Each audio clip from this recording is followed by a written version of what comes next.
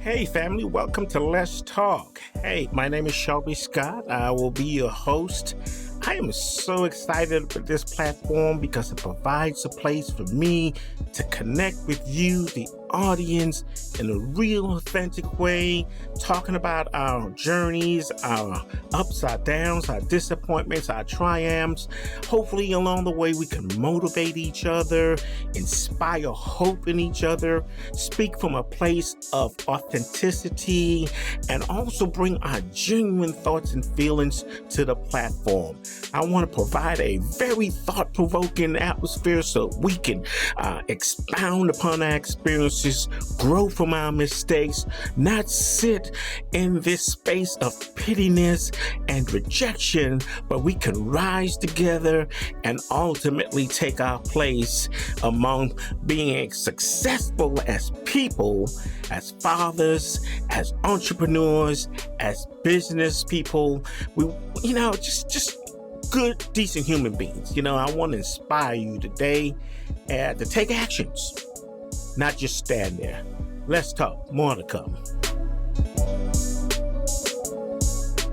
Well, it's so good to be with you here again to discuss the topic of the day, and that is friends or friendship or friendliness, but mostly friendship, and defining that term, that word, and what it means to you, and perhaps some of the behaviors that might come along with being called a friend or being a friend, and some of our expectations around friendship relationship. First of all, I thought it would be pertinent to define the word friend. And I'm going to read straight from the dictionary here. And it says, a person whom one knows and with whom one has a bond of mutual affection, typically exclusive of sexual or family relations. Meaning anyone can be a friend who has shown themselves friendly, and then of course you enter into a relationship, of course, into a stage of friendship. I hear the term thrown around loosely a lot. Oh, my friend is, my girlfriend is, my friend guy, and just friends, my friend. I'm going to hang out with my friend. Oh, my friend knows all my secrets, or they'll do anything for me. You hear it all the time, right? But let's unpack that a little bit, right? First of all, what are some of the behaviors that might characterize friendship? I guess, just being friendly, being kind towards someone, showing that you can count on someone whenever you have a need, or just being very respectful of their time and just spending time together, I guess. And that's good. I think we miss it a lot, that there are different stages of friendship, right? There are actually 7 stages of friendship. But I'm going to be talking today about the last maybe 3 stages of friendship. And I think we misinterpret the different stages whereby we enter into these different relationships and friendships, right? First of all, I would say this: not everybody is a friend. That goes without saying, right?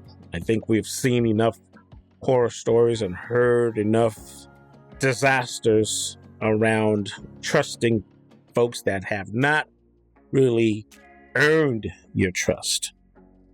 And then I want to talk about an element of the wolves in sheep clothing.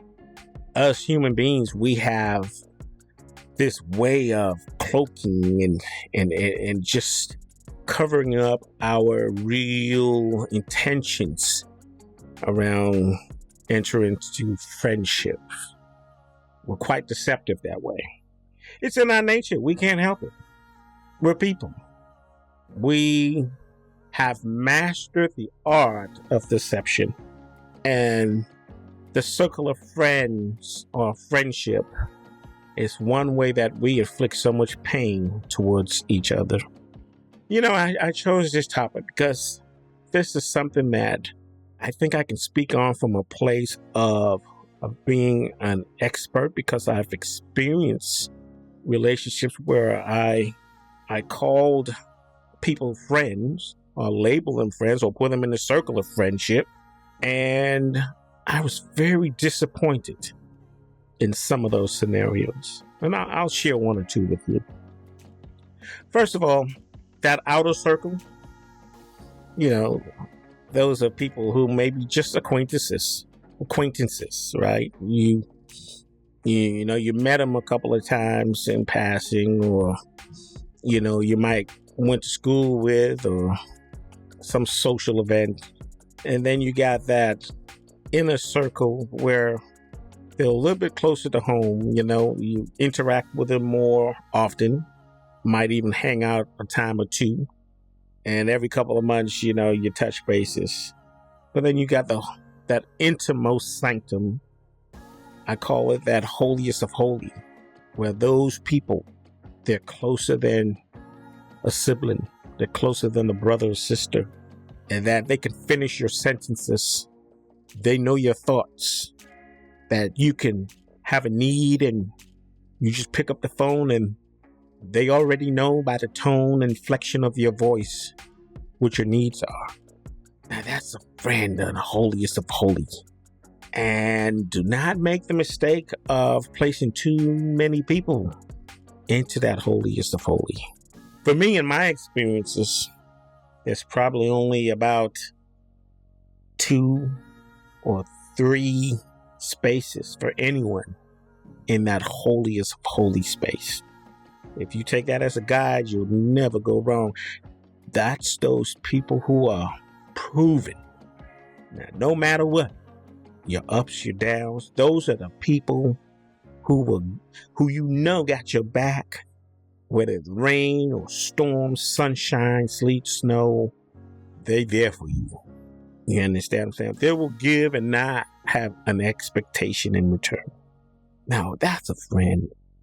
Somewhere it's written, it says, a friend is closer than a brother. A friend is closer than a brother. A friend is closer than a brother. That means something. Because quite frankly, just because you are related by blood doesn't mean you even friendly towards each other. I can tell you right now that, families and family members do not exhibit friendliness towards each other.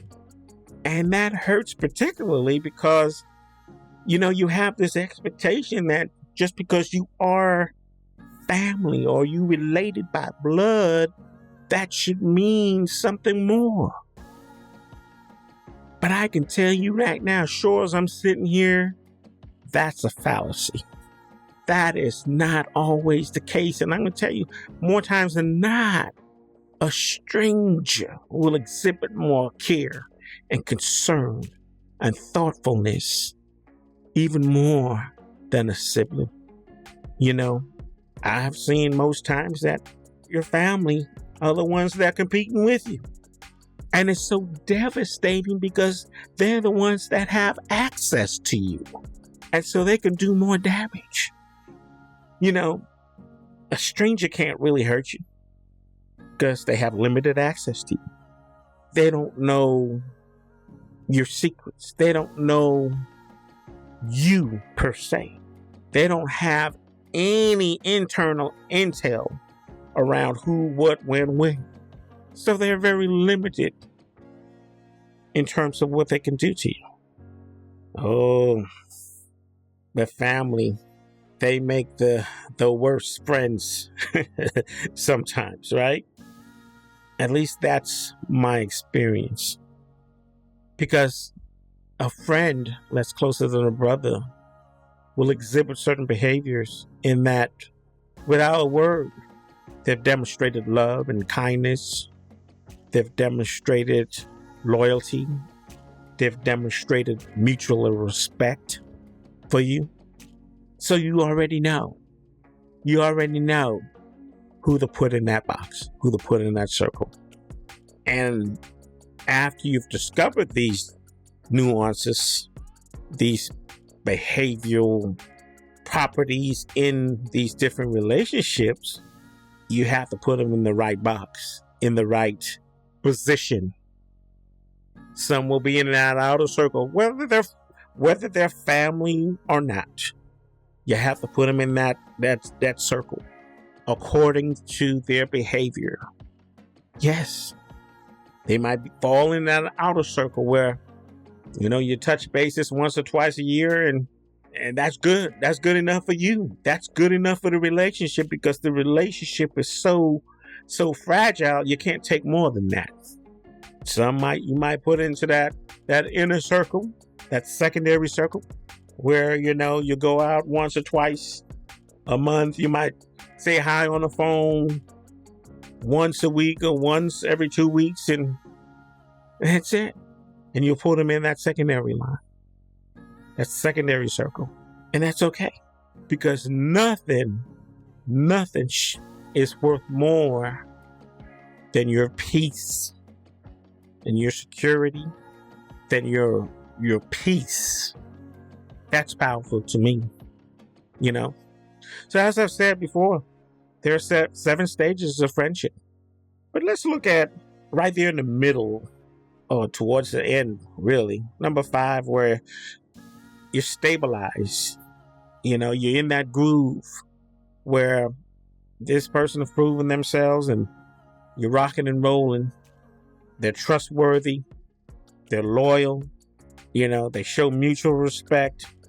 And then number 6, stage 6 comes where waning friendship, where it kind of tapers off and it goes left.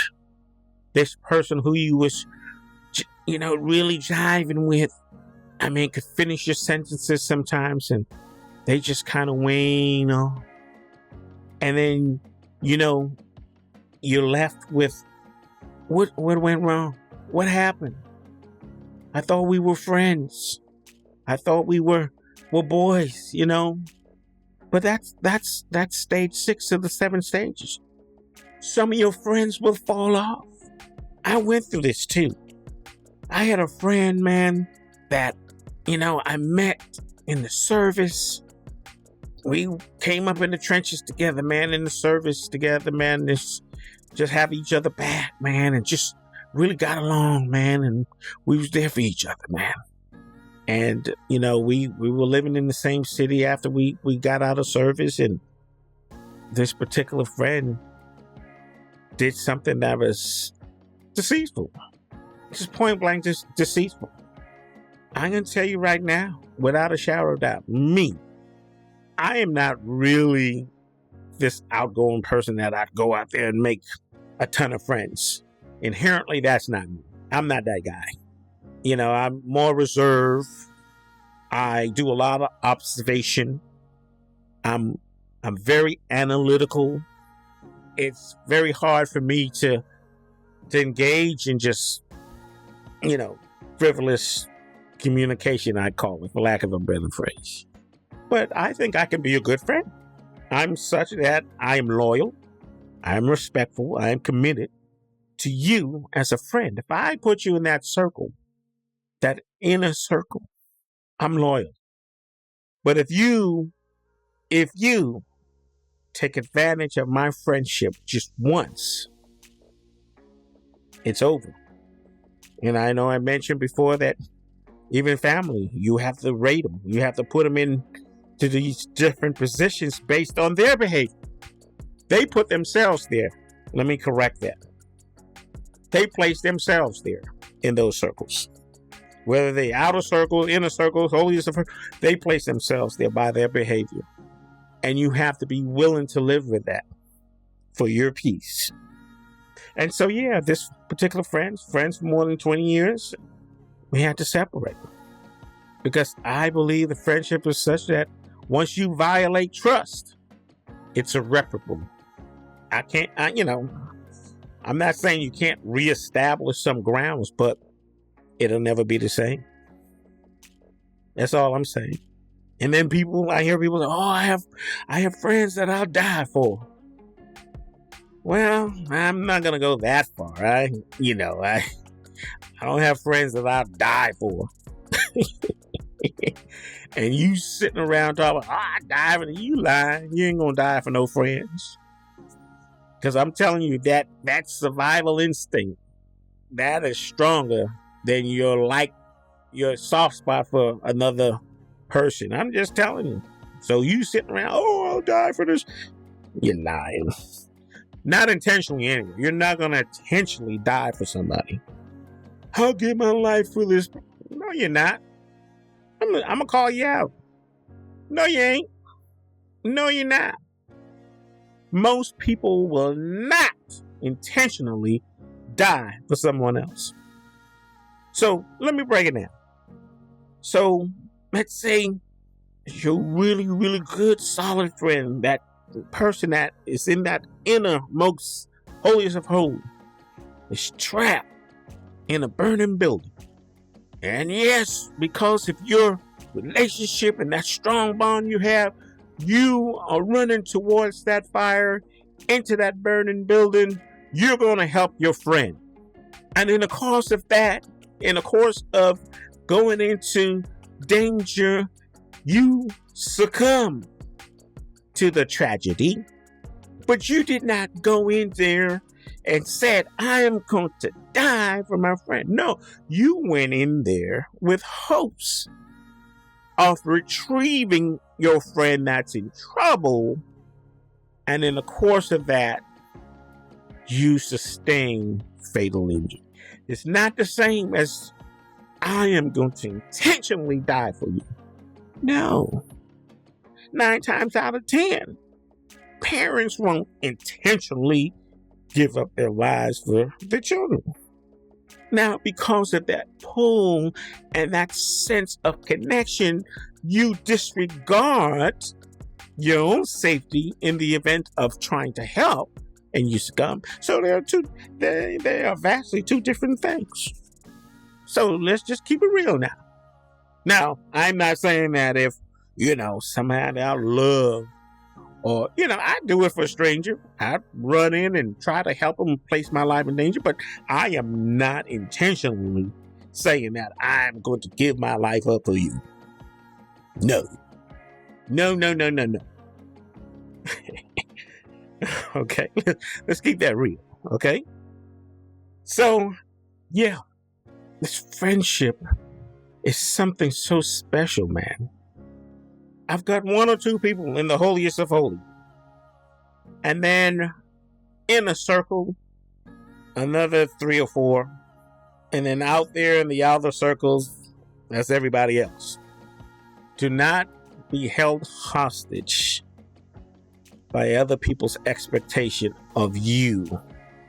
Do not become a footstool for people that try to take advantage of you because you're a loyal person, because you understand the definition of being a friend. Most people, they are your frenemies. They're your competition. They're in competition with you, with the exception of 1 or 2 people that really got your best at heart. That's the sad reality, people. Trust. Be careful who you call friends. So it's okay when friends fall off. They're supposed to. They're only supposed to take you to a certain stage, a certain level in your life. So when you start soaring with the eagles, the buzzards gotta fall off, because they can't soar at those high altitudes. They're gonna fall off. Half the time you are carrying them anyway. Let's just keep it real, people. We talking about friends today. Somebody said so if you really my friend, I don't know what an enemy look like. There are a lot of them out there, guys. Just be careful who in your inner circles and who's in your holiest of holy. That's all I got, folks. Let's talk. Hey fam, show your love. If you love what we're doing here at Let's Talk, we want you to like, comment, or subscribe. We also want you to hit that notification button to be alerted for future videos. Until next time, let's talk.